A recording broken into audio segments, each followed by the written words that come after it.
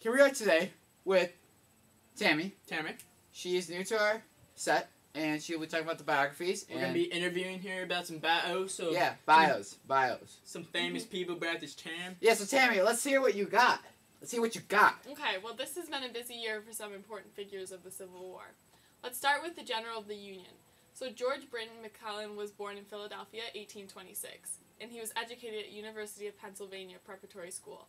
Like many other important leaders of the war, McClellan earned a lot of credentials for his achievements in the Mexican War. All right. Well, let's just skip to the year of 1861 now. Okay. Well, in 1861, when the war was just starting to gain momentum, McClellan asserted command of the Ohio Department of the Army as a major general. Was this a good move by the Union? This was a very good move for the Union. McClellan went on to head up the Division of the Potomac in 1861. He was quickly becoming a prominent war hero. So, why did the Union love him? Probably because his priorities were effectively training his troop and making sure they had adequate supplies. This made a difference in the way the Union fought and had a positive effect. Well that sounds like McClellan had a pretty good year that year. Not only Yeah, that, he did this year.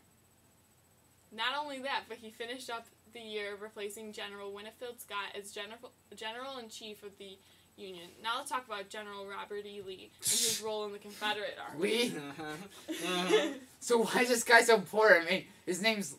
She's just an idiot. Well, he was born in Virginia. You heard me, Bert.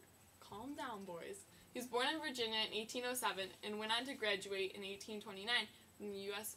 Military Academy, top of his class.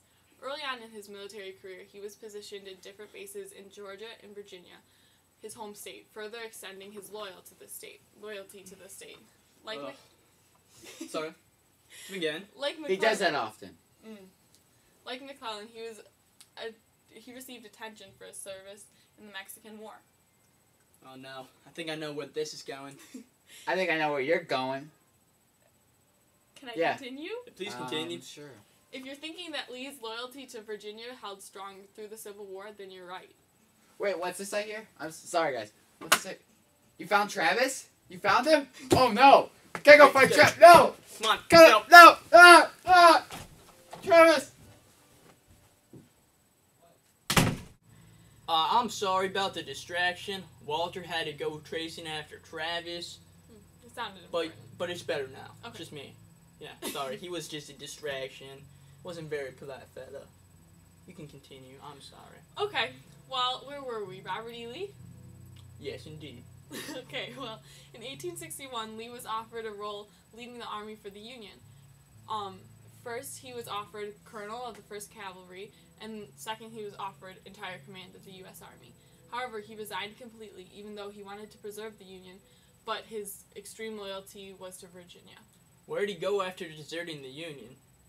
That's when he went to lead the Army of Northern Virginia for the Confederate side. At first, he was seen as a timid general, but that quickly changed when he started executing attacks on McClellan's troop. Even though the South suffered many losses, one of the battles Lee led in 1861 was the Battle of Cheat Mountain. It turned out to be a victory for the Union, but fueled Lee's career as a general. Looks like 1861 was an important year for Robert E. Lee as well. Since we're talking about the Confederacy, tell me what you think about Jefferson Davis. I'm glad you asked. Jefferson Davis grew up in Mississippi working on a cotton field. Obviously, he supported slavery.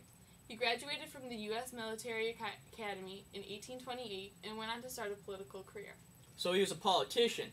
Not in the military like the other two? Not necessarily. Davis entered Congress as a senator from Mississippi in 1845, but then left to fight in the Mexican War. Yeah. So, Mississippi's a siege, and Davis follows. Yep, that's right. Even though he didn't advocate for separating the Union, he would not advocate for the preservation at the cost of Southern principles such as slavery. Fighting for the good old South. Finally, on February 18, 1861, Jefferson Davis was made provisional president for the Confederate States of America. Well, that about wraps up the important figures of 1861. Thank you very much. No problem. Goodbye, Tammy. Everybody, thank you for watching today. Great Thank show. you for watching. It was a good show. Good year in review, 1861. Yeah, it was probably our best show ever, actually. Would you agree? One of the best. Of the 5 we've done so far? Yeah. I think we should keep on doing this. I think we will. We'll be back here for Hey. 1862. We might even do a June review next year. 'Cause Nah. Nah? No. Alright. I'll be busy. Now, you'll be busy what? Doing what? I'll be busy with other stuff. Okay. Alright. Enough of you, Bert. So great show. Hope you learned a lot about this interesting year. Quite a world spin.